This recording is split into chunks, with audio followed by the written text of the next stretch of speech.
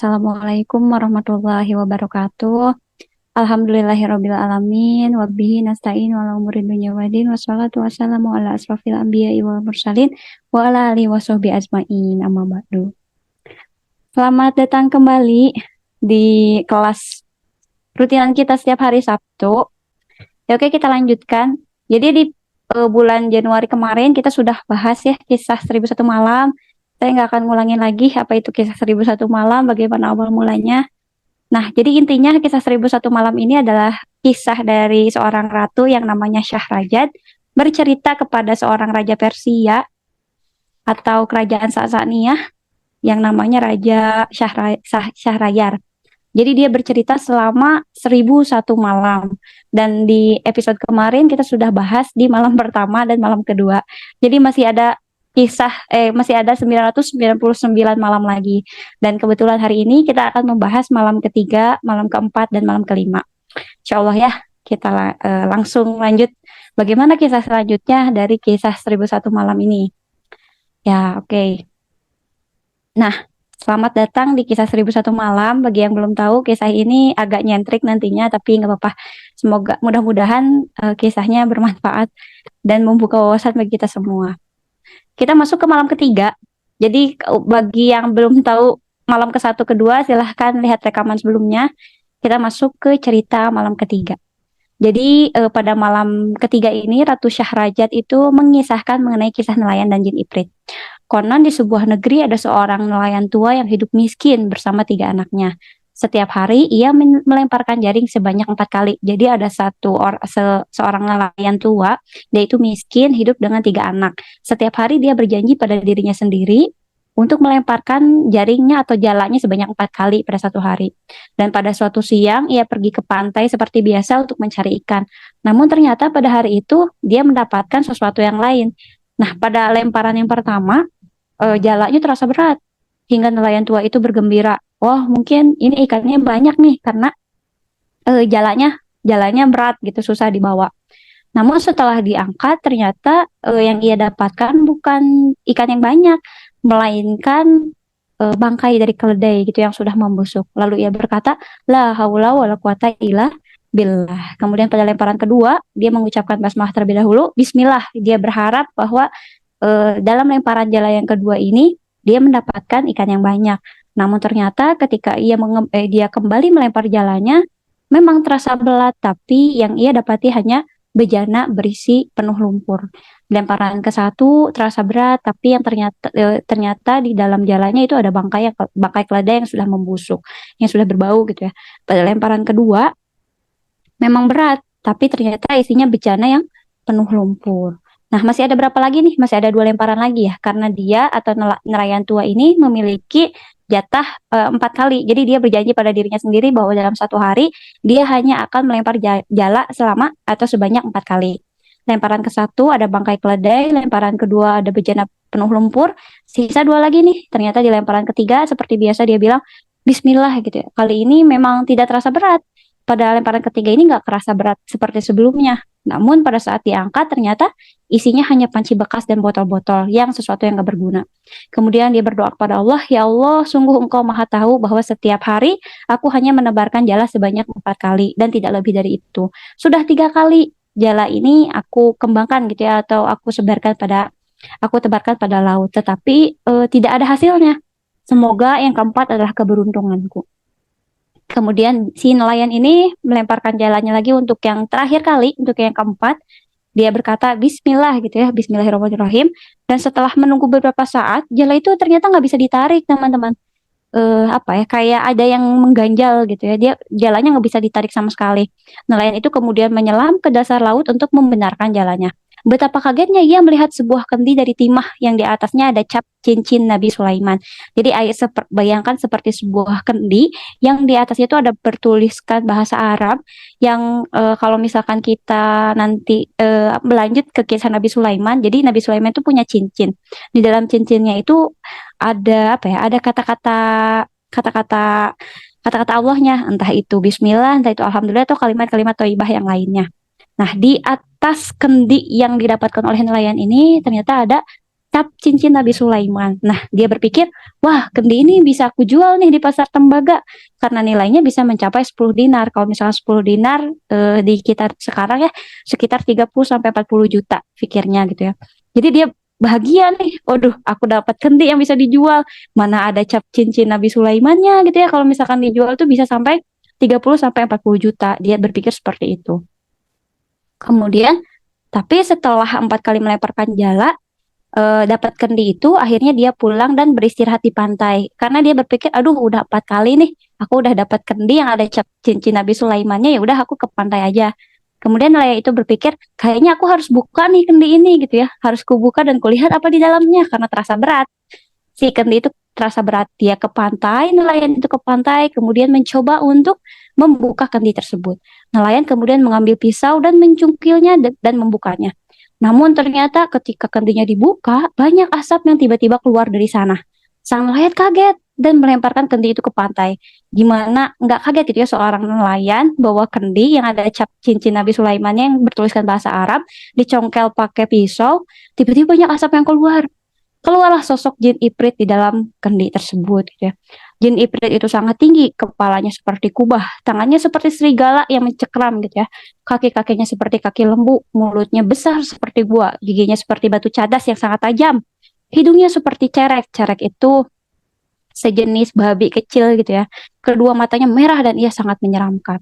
Kemudian ketika dia terbebas dari kendi tersebut, saat dibuka sama nelayan itu, dia kemudian bilang, La ilaha illallah, Sulaiman Nabi Allah, ampuni aku, sambil dia bersujud kepada nelayan tersebut. Nelayan itu kaget, hai jin Iprit, apakah engkau berbicara dengan Nabi Sulaiman? Bukankah Nabi Sulaiman sudah wafat 1800 tahun yang lalu? Kata nelayan tersebut. Terus, apa yang terjadi denganmu? Kenapa engkau berada dalam kendi ini? Kata nelayan terheranan gitu ya. Jin Iprit itu kebingungan, tetapi tersenyum lebar. Ia merasa senang karena Nabi Sulaiman sudah meninggal dunia. Kemudian kata jin Ifrit, bergembiralah wahai nelayan. Lalu nelayan itu bertanya lagi, kenapa aku harus bergembira? Si jin Ifrit jawab, karena engkau akan kubunuh saat ini juga.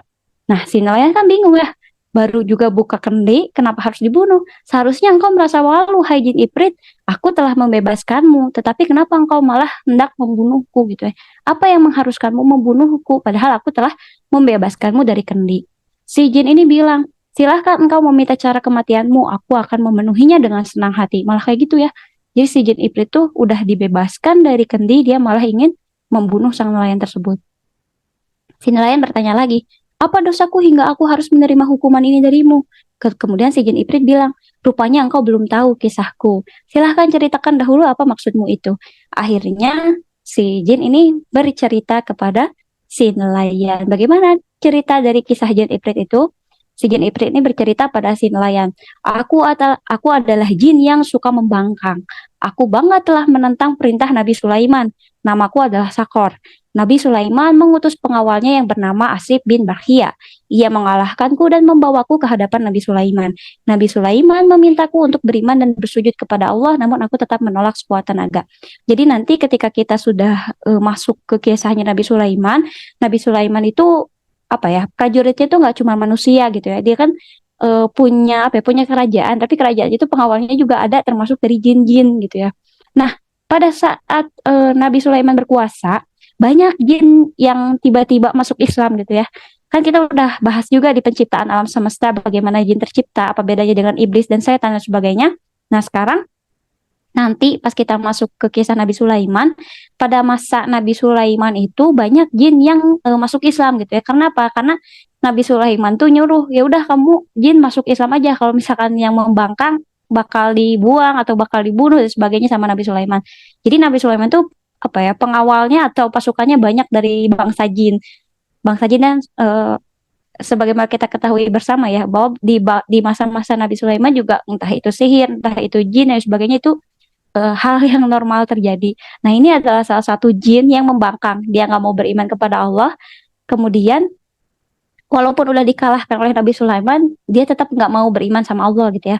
Lalu ia memasukkanku ke dalam kendi ini, mengurungku dan dengan cap cincinnya yang bertuliskan dengan nama Allah yang Maha Agung, di apa ya, kayak misal dicap gitu biar si jinnya nggak keluar dari kendi itu. Sekeras apapun aku berusaha, tetap aku tidak bisa keluar darinya karena udah dicap sama cincin Nabi Sulaiman itu. Seingatku, kendi ini dilemparkan ke dalam samudra agar tidak ada yang membebaskanku. Jadi karena dia nggak mau beriman sama Allah, sama Nabi Sulaiman, di penjara di dalam kendi itu, kemudian dicap sama cincinnya biar dia nggak bisa keluar dari dalam, dan dilemparin ke tengah samudra biar nggak ada yang membebaskan si jin yang namanya Sahar ini. Terus aku terus menghitung hari sesuai dengan sepengetahuanku saja. Dari semenjak dia dilemparkan dari zaman Nabi Sulaiman, terus dia terus menghitung sebagaimana pengetahuan dia tentang hari. Jadi hari ini berlalu udah berapa hari ya. Nah, itu sesuai dengan pengetahuan si jinnya aja. Nah, kemudian dia berjanji pada dirinya sendiri. Pada 100 tahun pertama, aku berjanji siapapun yang membebaskanku dari kendi ini, aku akan jadikan dia kaya raya seumur hidupnya. Tidak ada yang datang, tapi tidak ada yang datang membebaskanku. Jadi sekitar 100 tahun pertama, si jin ini kayak berjanji pada dirinya sendiri. Oke nih, kalau misalkan ada yang membebaskanku sekarang, aku akan menjadikan dia kaya raya seumur hidupnya. Tapi ternyata 100 tahun berlalu dan gak ada yang membebaskan dia. 100 tahun kedua, aku berjanji lagi, siapapun yang membebaskanku dari kendi ini, akan kubukakan perbendaharaan bumi kepadanya. Jadi sumber-sumber kekayaan yang ada di bumi, entah itu emas, entah itu perak, dan segala hal kekayaan lainnya yang ada di muka bumi, ia akan tunjukkan kepada orang yang bisa membebaskan dia dari kendi. Tapi tak ada yang datang membebaskanku juga pada saat itu. Kemudian 400 tahun berikutnya dari sana, aku berjanji siapapun yang membebaskanku dari kendi ini, aku akan mengabulkan 3 permintaannya, tapi tak ada yang datang membebaskanku. Jadi kalau misalkan ngelihat kisah-kisah yang kalau jin keluarin, oke, aku akan kabulkan 3 permintaan. Nah, salah satu kisahnya adalah berasal dari kisah 1001 malam ini. Walaupun banyak versinya, tapi yang harus kita yang masuk akal di kita adalah yang berdasarkan buku ini ya, yang ditulis, yang kemarin referensinya udah dikasih tahu. Jadi di 400 tahun berikutnya, aku berjanji siapapun yang membebaskanku dari kendi ini, aku akan mengabulkan 3 permintaannya. Tapi ternyata setelah 400 tahun berikutnya juga nggak ada yang datang membebaskanku. Akhirnya aku berhenti untuk menghitung hari dan berjanji. Ya udah deh, karena karena nggak ada yang membebaskanku sampai saat ini, maka siapa saja yang membebaskanku dari kendi ini, entah itu berapa lama aku menunggu, aku akan kubunuh dan aku akan tawarkan bagaimana ia memilih cara kematian sendiri. Asalnya dia berjanji, oke, siapapun yang bebasin, aku kasih kekayaan, aku kasih perbendaharaan kekayaan bumi gitu ya. Terus aku kasih lagi nih 3 permintaan, apapun itu akan kukabulkan. Karena si jin ini sudah lelah berjanji pada dirinya sendiri, tapi mengharapkan ada yang membebaskan dia, tapi ternyata nggak ada yang membebaskan pun. Akhirnya dia capek sendiri gitu ya. Udah deh, daripada berharap kepada orang lain gitu ya, berharap kepada seseorang yang membebaskan, lebih baik ketika ada orang yang membebaskan, lebih baik aku akan kubunuh. Karena apa? Karena saking keselnya dia di penjara sama Nabi Sulaiman di dalam kendi, nggak bebas-bebas gitu ya, mau keluar nggak bisa karena dicap sama cincinnya Nabi Sulaiman tersebut. Akhirnya aku berhenti menghitung hari dan berjanji, siapa saja yang membebaskanku dari kendi ini, akan kubunuh dan akan aku tawarkan bagaimana ia memilih cara kematianku sendiri. Kata si nelayan yang mendengar cerita itu, sungguh aneh, aku tidak pernah datang untuk membebaskanmu, kau tidak berhak untuk membunuhku, seperti itu. Kemudian si jin ini bilang, aku harus membunuhmu sekarang juga. Harusnya engkau berterima kasih karena sudah aku bebaskan. Kenapa engkau balas kebaikanku dengan kejahatan, wahai jin Ifrit, kata si nelayannya. Cepatlah, aku harus membunuhmu sekarang juga, kata si jin tuh ya. Kamu nih udah tetap ngeyel ya, udah aku ceritain, aku ceritain kisahku dari awal sampai akhir, tapi masih aja ngeyel, nggak mau di ini gitu ya, nggak mau nggak mau dibunuh. Cepatlah, aku harus membunuhmu sekarang juga. Jin itu membentak dan meraih pakaian nelayan itu sambil mau dibunuh gitu. Kemudian nelayan itu berpikir cepat dan berkata, demi nama Tuhan yang Maha Agung yang tertulis di cincin Nabi Sulaiman bin Daud, maukah engkau menjawab dengan jujur pertanyaanku? Kata si nelayan, aduh, aku mau dibunuh nih, aku gimana selamatin diri? Terus kata si nelayan nih, ya udah gitu ya, aku punya satu pertanyaan, tapi mau nggak kamu jawab dengan jujur pertanyaanku ini? Terus kata si jin ini bilang, baiklah, cepat tanyakan apa pertanyaanmu padaku gitu ya, akan aku jawab dengan jujur, kata si jin. Kata si nelayan bilang lagi, kamu pasti telah berbohong. Kamu pasti telah berbohong, telah masuk ke dalam kendi ini. Bagaimana mungkin jin sebesar dirimu masuk ke dalam kendi tersebut yang kecil gitu ya? Terus kata si jin bilang, aku memang dipenjara di dalam sini oleh Nabi Sulaiman itu gitu ya. Kamu nggak percaya banget sih? Ternyata kata si nelayan, aku tidak percaya sebelum aku melihatnya. Bisakah kau buktikan sebelum aku mati? Nah, ternyata malam ketiga usai sampai di sini. Jadi ketika Ratu Syahrazad menceritakan malam ketiga, selesailah sampai di sini. Gantung banget kan? Apa yang terjadi pada Jin Iprit, apa yang terjadi pada nelayan yang mau dibunuh, dan bagaimana kisah kelanjutannya, kita lanjut ke malam keempat. Jadi di malam ketiga, kisahnya si nelayan secara garis besar ya, si nelayan pergi ke pantai, pergi ke laut, dia berjanji pada dirinya sendiri untuk melemparkan jala sebanyak 4 kali. Yang pertama dia dapat apa? Bangkai keledai. Yang kedua dia dapat bejana yang penuh lumpur. Yang ketiga dia dapat botol-botol bekas. Yang keempat dia dapat kendi. Nah, di dalam kendi itu ternyata di atasnya ada tulisan bahasa Arab yang merupakan cincin Nabi Sulaiman. Ternyata di dalamnya ada sebuah jin Ifrit yang nggak mau beriman kepada Allah dan dipenjara oleh Nabi Sulaiman di kendi itu. Jadi kalau misalkan nanti pengen tahu bagaimana cara Nabi Sulaiman memenjarakan para jin. Jadi Nabi Sulaiman itu punya apa ya? Punya pengawal yang dari jin juga dari manusia. Nah, pengawal-pengawal itu salah satu misinya Nabi Sulaiman adalah membuat banyak jin itu masuk ke dalam Islam. Nah, jin yang udah masuk Islam nangkepin jin yang belum masuk Islam gitu ya, diperangin gitu. Nah, ketika ada jin yang belum masuk Islam, dia bawa ke Nabi Sulaiman. Terus Nabi Sulaiman bilang, kamu mau nggak beriman sama Allah? Kalau nggak mau, aku penjara ini. Nah, di penjarainnya di antara lain masuk ke botol-botol gitu ya, atau masuk ke kendi-kendi. Terus nanti gimana biar si jin itu nggak bisa keluar di sana, dicap sama cincin Nabi Sulaiman. Jadi kalau misalkan ada kisah-kisah dari Naruto atau Akatsuki yang punya cincin-cincin sakti, nah itu mungkin ada hubungannya juga sama Nabi Sulaiman. Nabi Sulaiman juga punya cincin-cincin sakti yang fungsinya apa? Fungsinya buat memenjarain jin di dalam bungkusan-bungkusan itu atau wadah-wadah tertentu. Lalu bagaimana nih si nelayan mau dibunuh? Terus si jin gimana nih? Nah, kita lanjut ke malam keempat. Oke, sekarang kita masuk malam keempat. Nah, lalu si jin tuh bilang, baiklah aku akan membuktikannya. Jin itu berubah menjadi asap, lalu masuk perlahan ke dalam kendi yang tadi dibuka sama si nelayan. Akhirnya, tak lama dari itu, nelayan segera menutup kembali dengan tutup yang bercapkan cincin Nabi Sulaiman. Ia memegang erat-erat, khawatir jin itu lepas lagi. Jadi ketika mau dibunuh, si nelayan bilang, kamu bohong ya, kamu pernah masuk ke kendi ini. Terus kata si jin, bisa kok gitu ya, aku bisa masuk ke kendi ini, aku dipenjara di situ loh sama Nabi Sulaiman.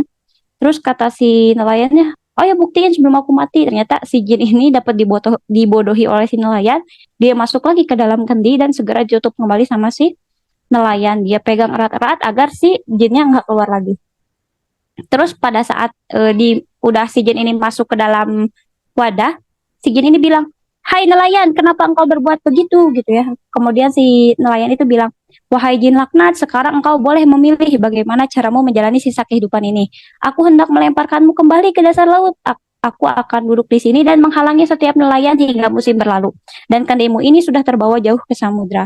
Jadi si nelayan ini punya akal ya, ketika dia sudah ketika dia sudah menutupi kendi itu dengan tutup yang tadi yang ada bertuliskan bahasa Arab yang cincin Nabi Sulaiman itu, dia pengen membuang kendi itu jauh ke laut gitu ya, sehingga nanti pada saat ada nelayan yang mau narik lagi atau nyari ikan lagi, dia akan halangi sampai musim berikutnya hingga si kendinya terbawa arus jauh gitu ya dari pesisir pantai tempat ia membuang si kendi itu.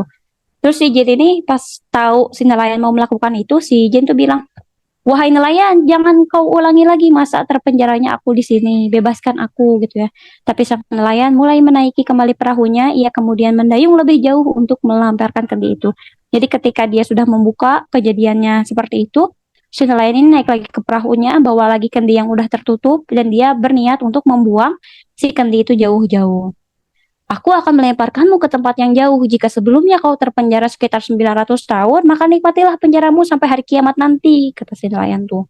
Kata si Iprit bilang, wahai nelayan, maafkan aku akan memberikan kekayaan yang banyak, tapi bebaskan aku. Tidak akan pernah aku lakukan kejadian ini seperti kisah Raja Yunan dan Rauyan Al-Hakim. Apa maksudmu? Aku tak paham. Lalu nelayan itu bercerita mengenai kisah Raja Yunan dan Rayuan Al-Hakim sambil mendayung perahunya ke tengah lautan. Jadi ketika si jin pengen bebas dari wadahnya, dari kendinya, terus si nelayan ini mau ngebuang kendinya tersebut sambil mendayung, dia bilang, tidak akan pernah aku membebaskanmu lagi. Kejadian ini seperti kisah Raja Yunan dan Rayuan Al-Hakim. Terus kata si Jin, aku nggak paham kisah apa itu, tentang apa itu. Kemudian sambil mendayung ke tengah lautan, si nelayan akhirnya bercerita lagi mengenai kisah Raja Yunan dan Rayuan Al-Hakim. Bagaimana kisah Raja Yunan dan Rayuan Al-Hakim? Inilah kisah si nelayan kepada si Jin Iprit mengenai kisah Raja Yunan dan Rayuan Al-Hakim. Ngerti sampai sini? Jadi ketika si nelayan mendayung perahu, dia mau buang kendi itu, dia bercerita sambil mendayung perahunya mengenai kisah Raja Yunan dan Rayuan Al-Hakim. Dahulu ada seorang raja bernama Raja Yunan. Ia berkuasa di Ruman, salah satu negeri di Persia. Raja Yunan memiliki pasukan yang kuat, mengawal dan pelayan yang setia. Namun raja tersebut punya penyakit yang bahkan semua tabib di kerajaan itu, bahkan di negeri-negeri sampingnya, gak bisa nyembuhin penyakit tersebut. Tubuhnya bintik-bintik kayak lepra gitu ya, dan terkadang mengeluarkan darah dan mengelupas kayak gitu ya. Jadi kering, ngelupas kayak gitulah, di deskripsi di bukunya seperti itu. Jadi dia nih, si Raja Yunani, punya penyakit kulit yang nggak bisa disembuhin oleh sama siapa saja. Dan suatu hari datanglah seorang pemuda yang tampan bernama Rayuan Al-Hakim yang mengaku bisa menyembuhkan sang raja. Ia telah mempelajari seluruh kitab dari Yunani, Persia, Turki, Arab, Romawi, Syria, bahkan Ibrani. Pokoknya si Rayuan Al-Hakim ini pinter banget dalam pengobatan. Dan dia datang ke raja karena mendengar Raja Yunan ini punya penyakit, dia datang ke raja. Yang mulia Raja Yunan, hamba adalah seorang pengembara bernama Rayuan Al-Hakim. Hamba mendengar tentang penyakit baginda yang sulit disembuhkan oleh semua tabib. Oleh karena itu hamba datang berharap semoga hamba bisa membantu dengan keilmuan yang hamba miliki, karena dia pinter banget. Kemudian kata si Raja Yunan ini, demi Allah, jika benar engkau bisa menyembuhkan penyakitku, maka aku akan memberikan hadiah yang besar kepada dirimu, kata si raja yang punya penyakit ini. Terus kata si Rayuan Al-Hakim ini, setelah memeriksa Raja Yunan, Rayuan pun pergi kembali dan keesokan harinya dia datang lagi. Jadi setelah dia mengusulkan, aku bisa nih nyembuhin penyakit Raja Yunan, mau nggak disembuhin sama aku? Kata si Raja Yunan, oke, aku mau deh sembuhin, asal sembuh aja penyakit ini. Terus dia mau meriksa, terus pulang. Nah, besok paginya dia datang lagi ke kerajaan si Raja Yunan ini. Wahai raja, ambillah alat palu ini. Jadi dideskripsikannya seperti alat palu buat memukul bola, tapi di pegangannya itu berbalut kain yang udah dikasih obat gitu. Peganglah sebagaimana hamba memegangnya di ujung. Lalu berjalanlah sambil memukul bola ini sekuat tenaga hingga tubuh baginda berkeringat. Niscaya obat yang ada di telapak tangan palu itu akan masuk ke seluruh tubuh, setelahnya mandi dengan air hangat lalu beristirahat tidur. Setiap hari Raja Yunan melakukan hal itu. Setiap beberapa hari Rayuan memberikan palu yang baru. Jadi ketika udah ngasih palu, nah nanti 3 hari atau 4 hari setelahnya ganti lagi sama palu yang baru gitu ya. Nah, yang sudah diberikan obat di gagangnya. Jadi dikasih obatnya tuh di gagang si palu itu. Jadi sambil si raja main bola, berkeringat gitu ya. Pori-porinya membesar, entahlah itu bagaimana kisahnya. Pokoknya obatnya ada di gagangnya. Karena penyakit yang diderita raja adalah penyakit kulit, maka si Rayuan Al-Hakim ini, sebagaimana keilmuan kedokterannya, tidak memberikan obat yang harus dikonsumsi, tapi dia ngasih obatnya yang kayak kalau kata kita mah mungkin obat topikal yang cuman dipakai di luar, nggak masuk ke dalam. Nah, tak lama dari itu pun akhirnya si Raja Yunan sembuh. Padahal ya obat-obatnya cuman kayak mainan gitu ya. Mainan bola-bola, dia pegang main bola sampai berkeringat kayak gitu. Akhirnya sembuh nih si Raja Yunan ini, padahal semua tabib di negerinya dan di pinggir-pinggir atau negara tetangga itu nggak bisa nyembuhin si Raja Yunan ini. Ia bergembira dan memanggil Rayuan Al-Hakim untuk menemuinya. Saat Rayuan datang, sang raja memeluknya dan mengajaknya duduk bersama sembari makan. Rayuan Al-Hakim berpamitan pulang dan ia membawa hadiah berupa, dikasih hadiah lah sama si Raja Yunan ini karena berhasil menyembuhkan penyakitnya. Berupa 1.000 dinar, pakaian, seekor kuda yang gagah, dan hadiah mewah lainnya. Akhirnya si Rayuan bisa memberikan kesembuhan bagi si Raja Yunan. Terkadang Rayuan Al-Hakim juga dipanggil ke istana oleh Raja Yunan semata-mata untuk bermain dengan sang raja. Jadi kayak besti lah gitu ya, kayak besti. Jadi si Rayuan Al-Hakim ini yang mengusulkan pengobatan pada sang raja dan berhasil mengobati si sang Raja Yunan. Akhirnya jadi bestie gitu ya. Ke sesekali si raja nih manggil si Rayuan, ya udah kita makan di sana deh gitu ya, atau main bareng dan sebagainya. Tapi kondisi ini dilihat sama pengawalnya yang jahat. Jadi ada salah satu pengawalnya yang biasanya main sama dia gitu ya, atau penasehatnya yang biasanya terpercaya dan sebagainya. Segala hal diungkapkan pada pengawal itu atau pada penasehat itu, tapi semenjak ada si Rayyan Al-Hakim ini, dia jadi seakan-akan apa ya, menggantikan posisinya si pengawal gitu loh. Biasalah manusia kayak ada iri dengki yang kayak gitunya. Dia tuh nggak suka ngeliat si Rayyan Al-Hakim ini begini. Dan posisinya digantikan oleh si Rayyan Al-Hakim yang kini menjadi teman raja. Nah, setelah Rayyan Al-Hakim pulang, sang pengawal pun berkata, jadi pengawal yang jahat ini itu bilang sama si Raja Yunan, Baginda, sungguh kesembuhan Baginda menjadi kabar gembira untuk kami. Namun sepertinya hubungan dengan Rayuan Al-Hakim harus disudahi. Kemudian kata si Raja Yunan, ketahuilah dia adalah sahabatku. Dia adalah orang yang cerdas dan hebat untuk menyembuhkan penyakitku.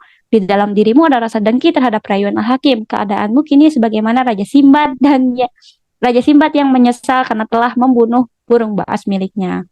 Tentang apa itu, wahai Raja Yunan? Kemudian Raja Yunan pun bercerita. Malam keempat pun usai sampai di sini. Begitu. Jadi gimana nih? Kita ini biar nggak pusing ya. Kita tarik dari awal lagi. Dari awal kita nyeritain kisah nelayan yang ngebuka kendi.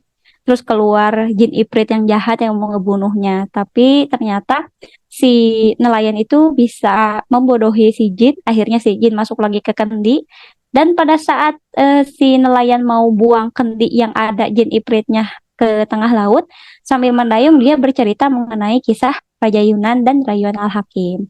Nah, kisah Raja Yunan dan Rayuan Al-Hakim mengenai Raja Yunan yang sakit diobati sama si Rayuan Al-Hakim. Terus ada seseorang pengawal yang iri. Nah, terus kata si Raja Yunan ini, kamu ini sebagaimana keadaan kita ini mirip seperti kisah Simbad dan burung baas. Bagaimana kisahnya? Nah, ini sekarang kisahnya si Raja Yunan yang bercerita kepada si pengawalnya yang iri dengki mengenai si Simbad dan burung baas. Dan malam keempat pun usai sampai di sini. Kebayang dong kalau misalkan Ratu Syahrajat yang menceritakan ini dipotong-potong, gimana penasarannya si Raja Syahrayar itu menunggu waktu sampai malam untuk melanjutkan kisah yang ngegantung ini kayak gitu. Sekarang kita lanjutkan ke malam kelima. Malam kelima ini berkisah mengenai si Simbad dan burung baas. Simbad dan burung baas ini adalah kisah yang diceritakan oleh Raja Yunan kepada pengawalnya di dalam cerita kisah nelayan dan jin Ifrit, gimana ya, gitulah pokoknya. Bagaimana kisah Simbad dan burung baas? Ternyata Simbad adalah seorang raja Persia yang sangat menyukai hiburan, petualangan. Nah, kalau misalkan teman-teman nih yang tahu kisah Simbad di anim kah atau di kisah-kisah mana? Nah, ini juga ada di kisah 1001 Malam. Jadi kisah Simbad itu adalah seorang apa ya? Seorang pangeran ya. Dia tuh suka petualangan, suka hiburan, suka mabuk-mabukan dan sebagainya. Kisah Simbad itu seperti itu. Ia memiliki seekor burung baas. Burung baas itu dideskripsikannya seperti burung elang, kemudian dia besar, ya seperti sebagaimana burung elang lah ciri-cirinya. Yang pelihara aja si Simbad ini atau pangeran Simbad ini atau raja Simbad ini punya burung baas, yaitu sangat dekat dengan si Simbad ini gitu ya. Bahkan tatkala ia tidur, ia tetap memegang burung baas di tangannya. Burung itu berbicara, ya, burung itu bisa berbicara karena sudah disihir agar ia bisa berbicara manusia. Nah, terus si burung baas ini bilang, "Wahai Baginda, ini adalah saat yang baik untuk berburu." Kayak direkomendasikan, "Yuk berburu yuk, ini cuacanya bagus nih, kita berburu aja gimana?" Terus Simbad kemudian mengikuti saran dari burung baas. Ia berburu bersamanya, Simbad juga membawa seluruh pengawalnya untuk pergi berburu. "Ya udah deh, ayo kita berburu." Terus dia nyuruh pengawalnya, "Yuk kita berburu hari ini juga." Tibalah mereka di sebuah lembah, dilihatnya ada kijang yang sedang berlari. Nah, ketika ada lihat kijang, Simbad ini menyuruh, siapa yang tidak bisa menangkap kijang itu, ketika kijang itu berlari ke arahnya, maka ia akan aku bunuh. Jadi kan sama pengawal nih, plot tempatnya si Simbad, terus dikelilingi sama pengawal, terus ada kijang. Terus si Simbad ini bilang, kalau misalkan ada kalau ada pengawal yang dilewati oleh kijang itu, tapi kijang itu berhasil kabur dan pengawal itu nggak bisa menangkap kijang itu, maka pengawalnya bakal dibunuh. Tak lama dari itu, kijang itu bukan berlari ke arah pengawal, tapi ke arah Simbad. Namun ternyata si kijang ini melewati si Simbad tersebut gitu. Dan pengawal yang ada di sana saling menatap dan akhirnya Simbad mengetahui gesturnya. Wah, kenapa gitu ya saling menatap seperti ini? Nah, pada akhirnya Si Simpan ini nanya, apa yang kalian pikirkan? Sang penasihat berkata, wahai rajaku, engkau berkata jika akan membunuh siapapun yang gagal mendapatkan kijang jika ia berlari ke arahnya. Lalu bagaimana jika yang gagal adalah baginda sendiri? Kemudian kata si Simban ini, demi Allah aku akan mendapatkan kijang itu. Akhirnya dia berburu dengan burung baas untuk mendapatkan kijang yang ia lewati ya tanpa pengawal karena pengawalnya pada diem. Apa ya? Ya apa bagaimana si raja mempertanggungjawabkan apa yang dikatakannya gitu. Simbad pun pergi dengan burung baas. Sang burung itu ternyata berhasil membantunya menaklukkan kijang. Dia mematuk si apa mata si kijang itu hingga si kijang itu tersungkur gitu ya. Lalu kijang itu tertangkap oleh Simbad. Jadi intinya dari pengawal yang banyak, akhirnya si Simbad ini cuman berlanjut berburu dengan si burung baasnya aja. Burung baasnya mematuk mata si kijang, akhirnya si kijang ini berhasil tertangkap oleh si Sinbad. Setelah perburuannya sangat sengit, akhirnya Sinbad kehausan ya pastilah udah apa ya udah bertarung gitu ya, udah berburu, pasti dia kehausan. Dilihatnya ada sebuah pohon besar yang meneteskan air di sana. Jadi kayak misalkan kita lagi kehausan terus lihat pohon gede ada tetesan air di sana. Kemudian si Simbad ini menampungnya dalam wadah dari kulit. Jadi ketika ada tetesan pohon itu, Simbad ini ambil wadah dari kulit terus untuk menampung air yang bisa dia minum. Hasil tampungan pertama udah beres nih. Saat Simbad hendak meminumnya, si burung baas malah mematuknya hingga tumpah. Dia udah lama-lama nih nungguin tetesan air yang bisa diminum. Ketika si Simbad mau minum, udah kehausan, udah berburu hebat gitu ya pengen minum, dipatuk sama si burung baas ini, dipatuk sampai tumpah. Terus hasil tampungan dia nampung lagi nih, si Bali nampung lagi yang kedua. Saat air itu diberikan pada sang burung, ia juga mematuknya hingga tumpah. Oh mungkin si Simpan ini mikir, oh mungkin bukan aku dulu nih yang haus, mungkin burung dulu yang mau duluan. Dikasih ke burungnya malah dipatuk lagi sampai tumpah. Oh mungkin bukan itu. Terus dia nampung lagi yang ketiga. Saat air itu diberikan pada kuda, jadi kan dia berburu pakai kuda ya. Oh mungkin kuda dulu deh, dikasih air minum sama kuda, terus dipatuk lagi sama si burung baasnya hingga tertumpah. Simbad akhirnya kesal dan bertanya, dasar kau burung bodoh, kita semua sedang kehausan, kenapa engkau menumpahkan air yang sudah kukumpulkan? Hingga tak satupun dari kita ya, entah si Simbadnya, si burungnya, si kudanya nggak bisa minum apa-apa. Kemudian Simbad memukul burung itu dengan sarung pedang hingga mematahkan sayap burung baas. Jadi dipukul saking keselnya gitu ya. Udah mah capek, udah mah haus, udah menampung air gitu ya lama-lama malah dipatuk lagi. Malah kita nggak bisa minum yang kehausan. Akhirnya karena saking keselnya dipukul sama sarung pedangnya hingga si sayapnya teh patah. Si burung baas itu berkata, teganya wahai engkau, lihatlah di sana ada ular. Air yang kau tampung itu tercampur dengan bisa ular itu. Kita semua akan mati terbunuh, kata si burung baas itu. Padahal udah di apa ya, saat itu udah dipatahin sama si Simbad nih karena kesel. Tapi pas dijelasin, lihatlah gitu ya teganya wahai engkau. Lihatlah di atas sana ada ular. Air yang kau tampung tercampur dengan bisa ular itu. Jika kita meminum air yang engkau tampung, kita semua akan mati terbunuh. Nah, Simbad itu nggak memikirkan jauh ke sana sehingga karena masih kesel mereka pun pulang ke kerajaannya sambil bawa si kijang yang hasil buruannya.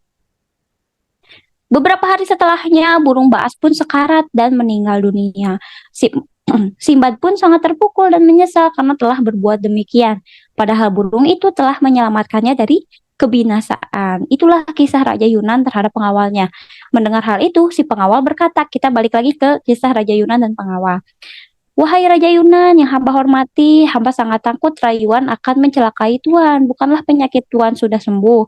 Maka biarkan rayuan pergi dan tidak usah bertemu dengan Tuan lagi.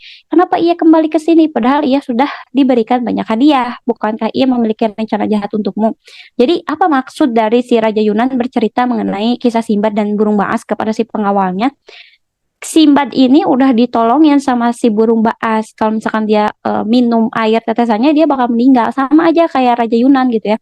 Raja Yunan ini udah diselamatin sama si Rayuan. Kalau misalkan si Rayuannya malah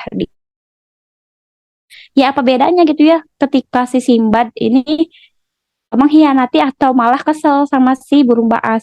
Nah, si Simbad juga ketika burung baas meninggal akan menyesal gitu ya, nggak punya teman lagi, nggak punya sahabat lagi, begitu terpukul dan sedih.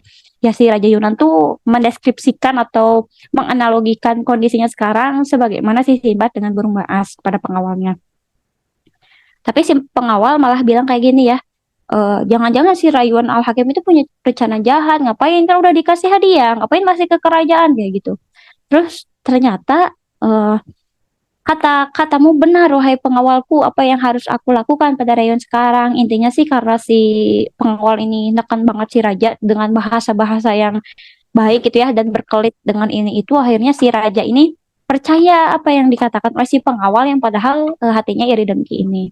Ternyata si pengawal ini bilang, utuslah pengawal untuk memintanya hadir ke istana. Jika ia datang, tebaslah lehernya, maka rencana jahatnya tidak akan pernah terjadi. Ya udah, apa yang harus aku lakukan, wahai pengawal? Gampangnya sih gini, tuan, gitu ya. Kalau misalkan si Rayuan ke sini lagi, ajaklah, undanglah ke istana. Terus daripada rencana jahatnya terjadi, lebih baik pas ke sini tebaslah lehernya, gitu ya. Potong aja lehernya sampai si Rayuan meninggal dunia, kata si pengawalnya. Si raja yang terhasut akhirnya ya udah gitu ya, memerintahkan pengawalnya untuk menjemput Rayuan Al-Hakim. Ia pun datang dengan rasa gembira. Si Rayuan kan nggak tahu apa-apa. Dia datang dengan rasa gembira gitu ya. Aduh, aku diundang raja lagi nih. Ada hal apa lagi ini yang bisa aku bantu gitu ya. Ternyata si raja malah bilang, aku mengundangmu untuk membunuhmu, wahai Rayuan gitu ya. Mendengar hal ini, si Rayuan terheran-heran. Kenapa engkau hendak membunuhku? Apa kesalahanku? Kata si Rayuan, ya kan aku udah nyembuhin kamu. Terus kata si raja ngejelasin, ada yang mengatakan engkau adalah orang yang jahat yang mempunyai rencana besar untuk membunuhku. Dan aku akan membunuhmu sebelum itu terjadi. Kemudian Raja Yunan memanggil Algojo kerajaan dan berkata, tebaslah leher si pengkhianat ini, singkirkan ia agar kita bisa terlepas dari rencana jahatnya. Jadi daripada dia meluncurkan rencana jahat, lebih baik kita tebas saja sekarang itu leher si Rayuan Al-Hakim ini. Si Rayun akhirnya bingung kan ya, diundang ke kerajaan tapi malah pengen ditebas lehernya sama si Raja Yunan. Aku mohon Baginda, mengapa engkau seperti ini? Janganlah engkau membunuh hamba gitu ya. Jika Baginda melakukannya, maka Baginda akan terbunuh juga. Jika Baginda melakukannya, maka Baginda akan terbunuh juga. Kok gitu ya. Jika hamba harus dibunuh, hamba mohon agar Baginda menundanya hingga hamba bisa menuliskan wasiat kepada keluarga terlebih dahulu gitu ya. Hamba juga akan mewasiatkan kitab-kitab pengobatan kepada murid hamba karena dia kan pinter banget pengobatan ya. Dia pengen ya udah deh, kalau emang aku harus dibunuh boleh nggak sih aku bikin wasiat dulu buat keluargaku gitu ya, buat murid-muridku tentang pengobatan. Juga aku akan membuat kitab yang istimewa khusus untuk Baginda. Nah, ketika Raja Yunan setuju dan Rayuan melakukan semuanya di dalam penjara kerajaan. Jadi selama pengen dibunuh si Rayuan ini dimasukin ke penjara kerajaan gitu ya. Ia diberikan apapun yang ia butuhkan, obat, kertas dan semuanya untuk membuat wasiat untuk keluarganya, untuk murid-muridnya dan untuk si Baginda Raja. Hingga hari tiba di mana si Rayuan harus dibunuh, para Algojo datang dan menggorok leher Rayuan hingga meninggal dunia. Jadi benar ya, si Rayuan ini benar-benar dibunuh sama si Raja Yunan. Nah, ketika itu kan si Rayuan ini meninggalkan wasiat ya, wasiat atau kitab yang istimewa bagi si Raja Yunan. Nah, si Raja Yunan ini mulai membuka si kitabnya. Tetapi halamannya tuh satu sama lain lengket gitu ya.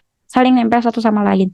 Akhirnya ia membasahi tiap halamannya dengan air liur kayak bapak-bapak yang mau buka buku, dijilat dulu jempolnya terus dibuka gitu, dijilat lagi jarinya terus dibuka karena halamannya lengket. Tapi ternyata dalam kitab itu nggak ada satupun tulisan, hingga terus menerus lembar per lembar jilat dibuka lagi, jilat dibuka lagi, jilat dibuka lagi gitu ya, semuanya dijilat dibuka lagi. Ternyata tak ada satupun tulisan atau kalimat di sana, sehingga perlahan Raja Yunan merasa pusing dan tidak sadarkan diri. Ternyata pada lembaran kitab itu ada racun yang sengaja disebarkan oleh Rayuan Al-Hakim. Raja Yunan pun meninggal dunia. Nah, kata wasiat si Rayuan apa? Jika Baginda melakukannya atau jika Baginda membunuhku, maka Baginda akan terbunuh juga. Ternyata akibat si Raja Yunan yang nggak tahu diri ini, si Rayuan ini memberikan kitab istimewa kepada si raja, tapi isinya malah dikasih racun gitu ya, dikasih racun buat ngebunuh si Raja Yunan lagi. Akhirnya si Rayuan Al-Hakim meninggal dunia karena ditebas sama si Algojonya Raja Yunan. Raja Yunan pun meninggal dunia karena dia apa ya, membuka lembaran kitab yang padahal berisi racun dari Rayuan Al-Hakim. Jadi dua-duanya malah meninggal dunia. Kembali lagi ke Shahrazad nih. Demikianlah wahai jin Iprit, seandainya raja membiarkan Rayuan hidup, Niscaya dia juga masih hidup, justru rencananya rayuan hadir saat sang raja hendak memenggalnya. Kita tarik lagi kisah ke si nelayan. Jadi kata si nelayan bilang ke si jin Ifrit, demikianlah wahai jin Ifrit kisah Raja Yunan dan kisah rayuan Al-Hakim. Seandainya raja membiarkan rayuan hidup, niscaya ia juga masih hidup. Justru rencana rayuan, ya justru rencana si rayuan ngebunuh si raja, hadir saat sang raja hendak memenggalnya. Nah, dihentikan sampai sini, Syahrajat menjelaskan. Si Sarajah menjelaskan, inilah akibat seseorang yang tidak pernah berterima kasih kepada orang yang telah menolongnya. Dari kisah nelayan yang membebaskan jin Iprit, ia hendak membunuhnya. Udah dibuka kentinya, dia udah dibebaskan. Tapi si jin malah pengen membunuh si nelayan. Dari kisah Raja Yunan dan Rayuan, si Raja Yunan udah bertahan sekian lama gitu ya dengan penyakitnya. Nggak ada yang bisa ngobatin, satu-satunya orang yang bisa ngobatin adalah si Rayuan Al-Hakim. Tapi si Rayuan Al-Hakim malah dibunuh juga, dan pada akhirnya si Raja Yunan juga dibunuh, terbunuh gitu ya. Atau dari kisah Sinbad dan burung Baas ya, mereka tidak mereka diselamatkan dari satu kesempitan pada satu kesempitan yang lainnya. Tapi mereka justru tidak lupa mereka justru tidak berterima kasih atau lupa akan kebaikan seseorang gitu ya. Maka Allah senantiasa memberikan kesulitan yang lain kepada orang yang semacam itu. Jadi intinya dari kisah tiga yang lain tuh nelayan dan jin Iprit, kemudian kisah Raja Yunan dan Tayuan, dan kisah Simba dan burung Baas ini menjelaskan kepada kita bahwa jadilah seseorang yang tahu terima kasih pada orang lain sekecil apapun kebaikannya kepada kita. Karena kadang orang lain tuh bisa jahat sama diri kita karena kita nggak tahu terima kasih sama dia. Mungkin kita nggak apa ya, kita mengabaikan kebaikannya. Oh mungkin kebaikannya kecil dan sebagainya. Tapi ternyata kalau misalkan kita nggak balas kebaikan itu dengan kebaikan lagi, malah dengan kejahatan dan sebagainya, mungkin saja ya orang yang tadinya baik ke kita, kitanya nggak tahu diri, kitanya malah semena-mena sama dia, akhirnya dia punya niat jahat yang malah menghancurkan diri kita sendiri. Itu yang dijelaskan oleh Syahrajat selama malam ketiga, keempat, dan kelima. Juga kita sadari terkadang pikiran buruk berasal dari orang yang memperlakukan kita secara baik. Jadi kadang orang-orang punya pikiran buruk sama kita karena kita tuh nggak tahu terima kasih sama orang itu gitu ya. Bukan berarti setiap kebaikan harus dibalas, harus ada jasanya gitu ya, harus ada timbal baliknya sama orang lain, nggak kayak gitu. Tapi setidaknya kita ingatlah bahwa kalau misalkan kita punya kekesalan sama satu orang, tapi sebelum kita mendiskreditkan atau mendominasikan perasaan kesal kita sama seseorang, mungkin seseorang itu yang kita benci sekarang pernah punya kebaikan ke kita tapi kita nggak sadari. Kayak gitu, itu sih inti dari kisah-kisah raja. Nah, lalu Dunia Zat ini bertanya, adiknya si Raja ini bertanya, apa yang terjadi kemudian pada nelayan dan jin Iprit itu, wahai kakakku? Nah, si kakak ini si Raja ini menjelaskan, nelayan itu akan mendapatkan sesuatu dan ini akan berhubungan dengan ikan yang berwarna-warni yang penuh misteri. Terus kata si Dunia Zat nanya lagi, apakah jin Iprit itu dilemparkan ke samudra atau dibebaskan kembali? Nah, tapi dipotong lagi sama si Raja. Sepertinya hari ini sudah pagi, kita lanjutkan nanti malam. Itu pun jika sang raja mengizinkan. Akhirnya si raja, aduh, ini udah mau masuk malam ke-6 nih. Dan kisah pun akan berlanjut di malam ke-6. Udah dipotong sampai situ. Gimana kisah si nelayan sama si jin Iprit? Kan kita baru sampai si nelayan bawa kendi yang ditutup, yang isinya jin Iprit. Tapi gimana nih kelanjutannya? Apakah si jin Iprit jadi dilempar ke samudra? Tapi ternyata si nelayan ini mendapatkan sesuatu, kata kata si Sahrayat nih, mendapatkan ikan yang berwarna-warni yang penuh dengan misteri. Gimana ceritanya? Apa yang terjadi pada nelayan? Kenapa ikan yang berwarna-warni itu penuh misteri? Apa yang terjadi pada jin Iprit? Apakah dia bebas? Apakah dia dilemparkan lagi ke samudra? Kenapa si nelayan mendapatkan sesuatu yang begitu indah gitu ya? Itu kisahnya akan berlanjut di malam ke-6. Dan kita hanya membahas sampai malam kelima saja. Sekian sekian pertemuan Podline kali ini. Pada episode kali ini pesannya adalah janganlah melupakan kebaikan seseorang sekecil apapun itu. Jadi kalau misalkan kita punya perasaan kesal sama seseorang, selama dia punya kebaikan kecil ke kita, setidaknya kita menunjukkan perilaku yang baik pada pada orang itu. Bagaimana kisah nelayannya? Saya spill sedikit kisah nelayan yang akan datang di episode selanjutnya. Si nelayan itu mendapatkan kekayaan dari si jin ini. Bagaimana kisah jinnya? Ya nantilah kondisi jinnya bagaimana. Dia punya kekayaan dari tiga ikan yang berwarna-warni. Ada yang warna merah, ada yang warna putih, dan ada yang warna kuning. Dan ternyata ikan ini adalah berlanjut di episode selanjutnya. Sekian cerita Podland hari ini. Terima kasih sudah menyimak kisah 1001 malam. Jika mau tahu kelanjutan kisahnya, silahkan hadir di Podland pekan ketiga setiap bulannya. Saya tutup. Mohon maaf apabila banyak kekurangan. Terus kekurangan dalam penyampaian materi ataupun materinya yang sengaja saya potong sampai sini. Ya, sekian saja ya. Kita tutup dengan bacaan hamdalah. Alhamdulillahirrahmanirrahim. Dan doa kafaratul majelis subhanakallahumma wa bihamdika asyhadu alla ilaha illa anta astaghfiruka wa atubu ilaik. Wabillahi taufiq wal hidayah. Wassalamualaikum warahmatullahi wabarakatuh.